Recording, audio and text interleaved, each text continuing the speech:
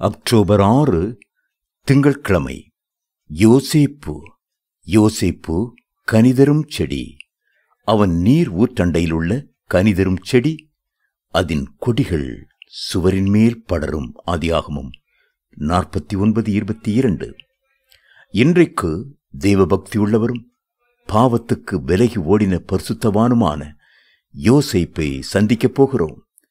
அவருடைய தேவபக்தியும் கடைசி வரை கர்த்தருக்காக கரைதிரையற்றவராய் நிலைத்திருந்ததும் ஆச்சரியமானது.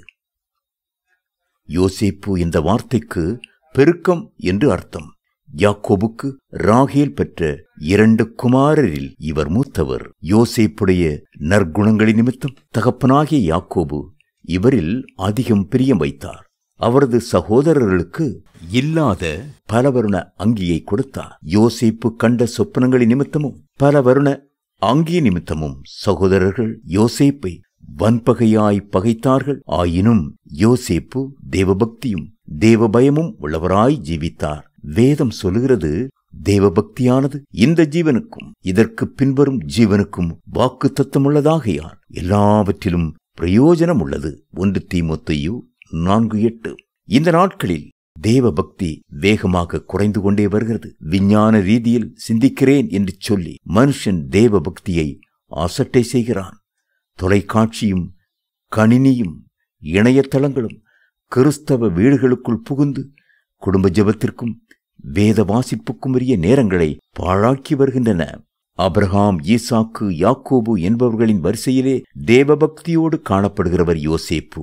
ஆதியாகமம் 37ஆம் அதிகாரத்திலிருந்து 50ஆம் அதிகாரம் வரையிலும் ஏறக்குறைய 14 அதிகாரங்களிலே யோசேப்பை குறித்து அதிகமாக வாசித்தறியலாம். உலகத்தில் பல கோடி மக்கள் பிறக்கிறார்கள், வாழ்கிறார்கள், மறைகிறார்கள். ஆனால் ஒரு சிலரே கர்த்தருடைய வேத புத்தகத்தில் நீங்காத இடத்தை பெற்றிருக்கிறார்கள். அவருடைய வாழ்க்கை கர்த்தருடைய பார்வையிலே மேன்மையாய் காணப்படுகிறது. கர்த்தருக்கு பயப்படுகிற பயத்தோடு தேவபக்தியாய் வாழ்ந்தபடியால் கர்த்தர் அவர்களை கனம் பண்ணி இருக்கிறார்.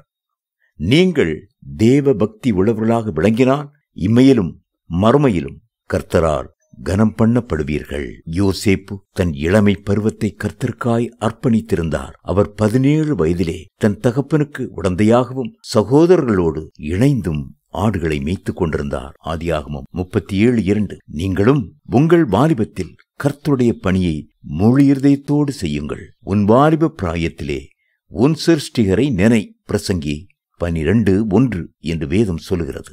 தேவ பிள்ளைகளே, யோசேப்பை போல சுறுசுறுப்பாயிருங்கள். யோசேப்பு சோம்பேறியாயிராமல் காரிய சித்தியுள்ளவராயும் உண்மையுள்ளவராயும் வாழ்ந்தார். வாலிப பிராயத்திலே கர்த்தருக்காக பாடுபடுவது எல்லோருக்கும் நல்லது. வேதம் சொல்கிறது, தன் இளம் பிராயத்தில் நுகத்தை சுமக்கிறது மனுஷனுக்கு நல்லது. புலம்பல் 3:27. கர்த்தராகிய ஆண்டவரே, நீரே என் நோக்கமும் என் சிறுவயது தொடங்கி என் நம்பிக்கையுமாயிருக்கிறீர். சங்கீதம் 71:5.